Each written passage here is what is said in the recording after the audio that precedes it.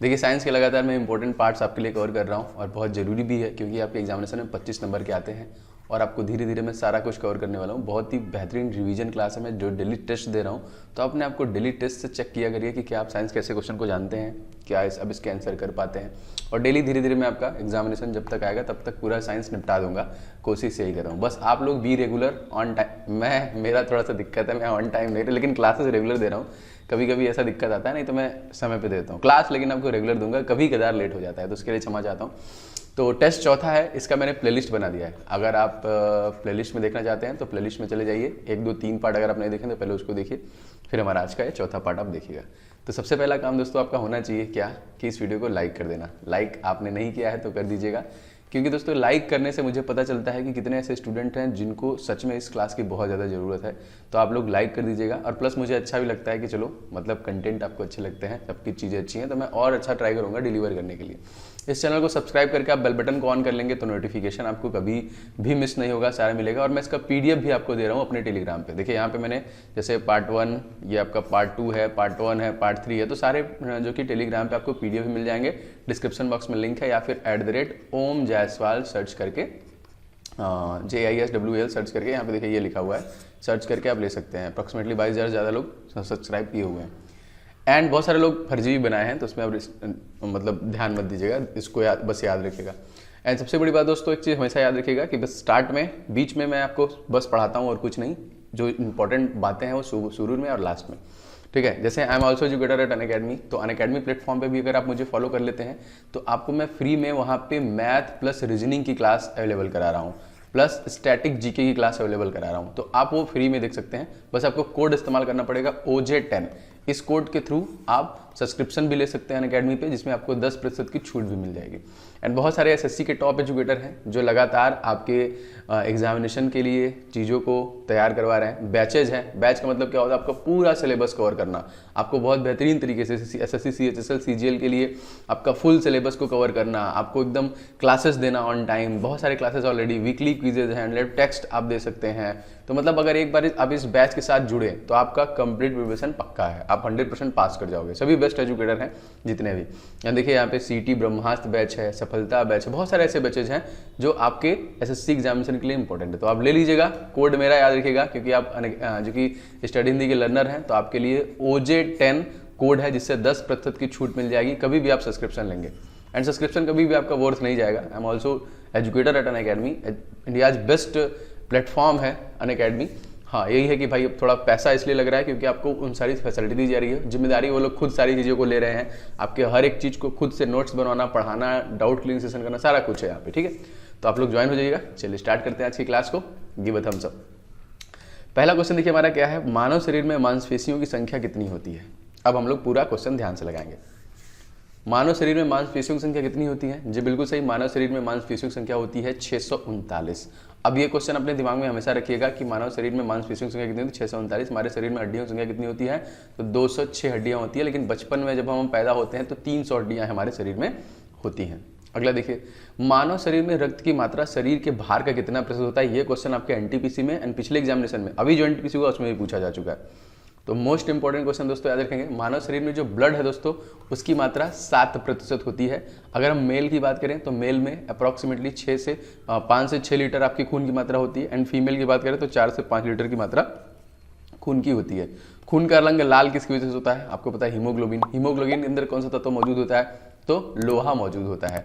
And oxygen लेके पूरे body में ट्रेवल करने का काम कौन करता है? तो हीमोग्लोबिन ही करता है। अगला क्वेश्चन देखिए, RBC की संख्या किसके द्वारा ज्ञात की जाती है? RBC लाल रक्त कणिकाएं। जी हाँ दोस्तों, बहुत इंपॉर्टेंट। इस क्वेश्चन में सही आंसर दोस्तों आएगा, इसको हीमोसैटोमीटर के द्वारा जो कि चेक करते हैं। RBC बहुत इंपॉर्टेंट है एंड WBC उससे भी ज्यादा इंपॉर्टेंट है। अभी तो कोरोना काल में WBC बहुत इंपॉर्टेंट है, क्योंकि ये रोग प्रतिरक्षी तंत्र बनाता है, रोग प्रतिरक्षक क्षमता को बिल्डअप करता है। तो हमसे पूछता है दोस्तों कि RBC का जीवन काल कितना होता है? W। बहुत अच्छा क्वेश्चन है, बहुत लोग जानते हैं। आप सभी लोग सारे लोग इस क्वेश्चन को कमेंट करके बताएंगे कि RBC का जीवन काल कितना है एंड WBC का कम होता है, RBC का थोड़ा बहुत ज्यादा होता है। तो आप लोग कमेंट करके बताएंगे, मैं सबके कमेंट लाइक करता हूं। अगला देखिए क्वेश्चन, हेपरिन नामक प्रोटीन का उत्पादन किस अंग के द्वारा किया जाता है? एक प्रोटीन है दोस्तों हेपरिन, बिल्कुल सही। इस क्वेश्चन का सही आंसर दोस्तों हो जाएगा आपका यकृत, liver is the right answer, ठीक है, ऑप्शन नंबर सी। एंड ये क्या है, मानव शरीर की सबसे बड़ी ग्रंथि है। कौन सी है दोस्तों मानव शरीर की सबसे बड़ी ग्रंथि? यकृत। एक क्वेश्चन और इन्हीं सभी ऑप्शन में मौजूद है। आप बताइए दोस्तों कि भोजन का जो पाचन होता है वो कौन सी आंत में होता है? इंटेस्टाइन। कमेंट करके बताना है दोस्तों कि भोजन का पाचन जो होता है किस आंत में होता है। कमेंट करके सब लोग बताइएगा इसका। अगला क्वेश्चन देखिए, मनुष्य पित्त रस का पीएच मान कितना होता है? बाइल, ठीक है, बिल्कुल सही। बताइए, बाइल जी बिल्कुल सही। इसका जो पीएच होता है वो होता है आपका 7.7। पोटेंशियल ऑफ हाइड्रोजन मैं आपको सब बता चुका हूँ A to Z। पीएच आपके खून का पूछेगा तो 7.4, आंसू का पूछेगा तो इसका भी होता है 7.4, दूध का पूछेगा तो 6.8, समुद्री जल का पूछेगा तो 6.4 एंड नींबू का पूछेगा तो 2.2, ठीक है। HCl का पूछेगा तो आपका 0। हमारा जो स्केल होता है वो होता है 0 से लेके 14 तक का ना। इधर एसिटिक होता है, इधर आपका एल्काइन होता है, बीच में आप न्यूट्रल होता है 7। जो 7 किसका होता है दोस्तों? 7 वर्षा के जल का होता है, ठीक है। अगर यही वर्षा का जल एसिटिक रेन में परिवर्तित हो जाता है, जब आपका इसका हो जाता है 5.6 अगर हो जाता है तो वो एसिड रेन में चेंज जाता है। तो पीएच बहुत इंपॉर्टेंट है, याद रखिएगा। अगला देखिए, मनुष्य के हृदय का भार लगभग कितना होता है? वेट हृदय का जो टूट जाता है, बिखर जाता है। सही आंसर दोस्तों हो जाएगा, ये होता है आपका 300 ग्राम का, option number D is right. अगला क्वेश्चन देखिए, जेट विमान को रॉकेट के समान अधिक ऊंचाई तक क्यों नहीं भेजा जा सकता? रीजन क्या है? जेट विमान को भेजा सकता है? नहीं। क्यों दोस्तों? ऑक्सीजन की कमी के कारण, option number A, due to the lack of oxygen. इस वजह से हम उसको नहीं भेज सकते। आपको पता होना चाहिए कि जो रॉकेट जाता है उसमें ऑक्सीजन भी रहता है, अलग अलग बॉक्सेज में रहता है तभी, ठीक है, याद रखेंगे। अगला देखिए क्वेश्चन, भौतिक शास्त्र के अतिरिक्त किसी अन्य क्षेत्र में मैडम क्यूरी ने नोबेल पुरस्कार जीता? देखिए अब तक जी सभी सही रहेगा। 4 लोगों को 2-2 क्षेत्र में जो कि नोबेल पुरस्कार दिए जा चुके हैं, पर्सनल सिंगल। तो इसमें से ये भी एक है जिनको फिजिक्स एंड केमिस्ट्री दोनों के लिए नोबेल पुरस्कार दिया गया था, ठीक है। अगला क्वेश्चन देखिए, तो सौर सेल का आविष्कार कब किया गया? अब तो घरों में हमेशा हर जगह यूज होता है सौर सेल। इसका आविष्कार कब किया गया? जी हाँ, सौर सेल का आविष्कार किया गया था 1954 में। इस क्वेश्चन में ऑप्शन सी से हो जाएगा, सन 1954 में। 10वां क्वेश्चन देखिए दोस्तों, क्या है? डॉप्सन इकाई का प्रयोग किया जाता है। डॉप्सन इकाई का प्रयोग किया जाता है, किसके लिए किया जाता है? जी बिल्कुल हो जाएगा, डॉप्सन इकाई का प्रयोग दोस्तों ओजोन परत की मोटाई नापने के लिए। जो हमारा सूर्य से आने वाली जो अल्ट्रावायलेट रेज है उनको रोकने का काम करता है। और हमारे जो कि जमीन धरातल से 35 किलोमीटर से लेकर 65 किलोमीटर के रेंज में पाया जाता है ये। तो याद रखेंगे, यही है आपका ओजोन गैस का लेयर जो हमको बचाता है, हमको प्रोटेक्ट करता है सन के गलत जो विकिरण होते हैं उनसे। दोस्तों जैसा कि मैंने आपको बताया कि मैंने आप लोग के लिए ई बुक लॉन्च कर दिया है। अगर आप नए हैं, इस ई बुक को अभी तक नहीं लिया है तो सब लोग ले लीजिएगा। ये ई बुक PDF का लिंक मैंने डिस्क्रिप्शन बॉक्स में डाल दिया, जो कि साइंस के 1001 प्रश्नों का है। और ये 1000 ज़्यादा प्रश्न दोस्तों आपके एग्जामिनेशन की दृष्टि से बहुत इंपॉर्टेंट है। जो ग्रुप डी है, आप फिजिक्स केमिस्ट्री बायो इनको रट लीजिए। मैक्सिमम क्वेश्चन दोस्तों यहीं से आने के चांसेस हैं। प्लस ये ऐसे प्रश्न हैं जो बार बार रिपीट किए गए हैं। अब आपने देखना है कि साइंस के क्वेश्चन ऐसे हैं जो बार बार रिपीट भी किए जाते हैं परीक्षाओं में। और प्लस इसमें संभावित प्रश्नों को भी जोड़ा गया है जो कि फिजिक्स केमिस्ट्री बायो का है। तो आप इसको ले सकते हैं। इसका लिंक मैंने डिस्क्रिप्शन बॉक्स में डाल दिया है, आप जरूर ले लीजिए। सभी प्रश्नों के साथ उनके डिटेल, अगर 1000 प्रश्न है तो आपको 1000 डिटेल भी उसमें दिए गए हैं। एंड सेकेंडली दोस्तों, जीके आपका 10 नंबर का आपकी परीक्षाओं में पूछेगा। तो जीके के 70 से ज्यादा टॉपिक मैंने एक ही ई बुक में कन्वर्ट किया है दोस्तों। इस ई बुक को आप ले सकते हैं। 100% ये सभी एग्जाम के लिए यूजफुल है। आपका जितने भी टॉपिक बनते हैं आप देख सकते हैं, सारे मैंने टॉपिकों के बारे में डाला हुआ है। तो आप इनको ले सकते हैं। इनका भी लिंक मैंने डिस्क्रिप्शन बॉक्स में डाल दिया। दोनों ही जो कि ई बुक PDF आपके लिए बहुत हेल्प करेगा आपकी परीक्षाओं के लिए। एंड बहुत मेहनत से इसको बनाए भी गए हैं। 11वां क्वेश्चन देखते हैं, महासागर में डूबी हुई वस्तुओं को स्थिति जानने के लिए किस यंत्र का प्रयोग करते हैं? बिल्कुल अच्छा क्वेश्चन है। महासागर में अगर कोई वस्तु डूबी हुई है तो यहाँ पे दोस्तों उसको हम सोनार के माध्यम से, किस माध्यम से? सोनार के माध्यम से पता लगाते हैं समुद्र की गहराइयों में, ठीक है। दूध को मथने पर क्रीम अलग हो जाना प्रमुख कारण होता है, किसकी वजह से होता है? दूध को मथने पर, ज्यादा हम मथते हैं तो उसमें से क्रीम अलग हो जाता है। रीजन क्या है? जी बिल्कुल से इसका रीजन है अपकेंद्री बल, ऑप्शन नंबर डी राइट। 13वां क्वेश्चन दोस्तों, जलते हुए विद्युत बल्ब में तंतु का ताप सामान्यतः कितना होता है? जो जलता हुआ बल्ब होता है तो टेम्परेचर कितना होगा? जी बिल्कुल सही, उसका टेम्परेचर दोस्तों होता है 1500 डिग्री से लेकर 2500 डिग्री सेंटीग्रेड तक, option number B is right. अगला क्वेश्चन दोस्तों, नासा का अंतरिक्ष यान कैसिनी किस ग्रह के मिशन से संबंधित है? कैसिनी बहुत इंपॉर्टेंट क्वेश्चन है। नासा सही आंसर दोस्तों इस क्वेश्चन में हो जाएगा आपका शनि से संबंधित है। शनि हमारे ग्रहों में बहुत ही महत्वपूर्ण ग्रहों की सूची में आता है। क्यों आता है? क्योंकि देखिए ये छल्लो वाला ग्रह है, इसे काला ग्रह कहते हैं और इसके पास उपग्रह की जो संख्या है वो सबसे ज़्यादा है, तो लगभग 82 उपग्रह हैं, जबकि बृहस्पति के पास 79 उपग्रह हैं। ठीक है, याद रखिएगा। सूर्य की परिक्रमा करने में इसको 64 वर्ष लग जाते हैं एंड घनत्व के मामले में पृथ्वी का 1/3 है। ठीक है, तो ये भी याद रखेंगे, बहुत इंपॉर्टेंट है। प्लस हम लोग बात कर रहे हैं नासा मतलब national aeronautics space administration, Jim Bridenstine इसके हेड हैं। इसकी स्थापना हुई थी 1958, काइंडली नोट डाउन।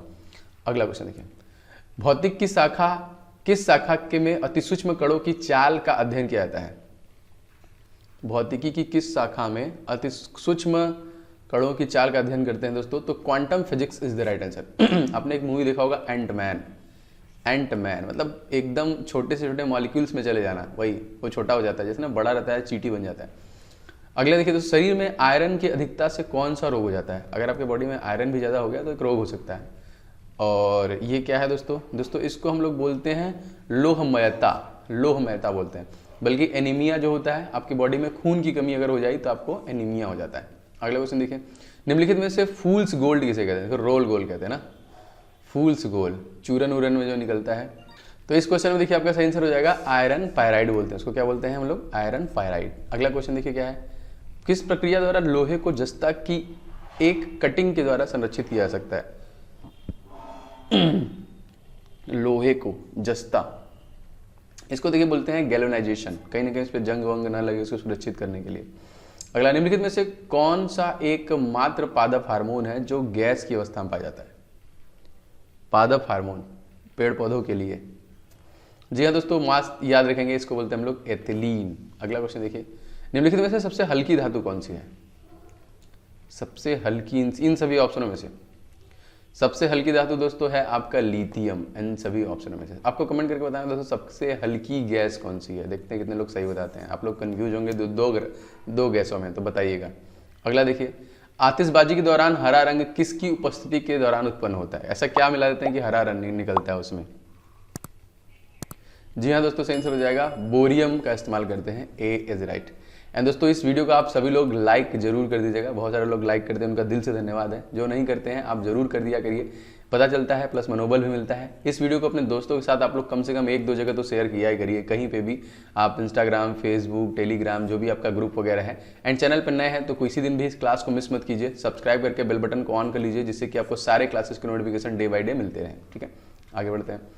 1 ग्राम वसा में कितनी कैलोरी ऊर्जा प्राप्त होती है? 1 ग्राम वसा में, बिल्कुल दोस्तों, 1 ग्राम वसा में आपका 9.3 कैलोरी ऊर्जा प्राप्त होती है। सी इज राइट। नेक्स्ट देखिए, ओजोन की एक अणु में कितने परमाणु होते हैं?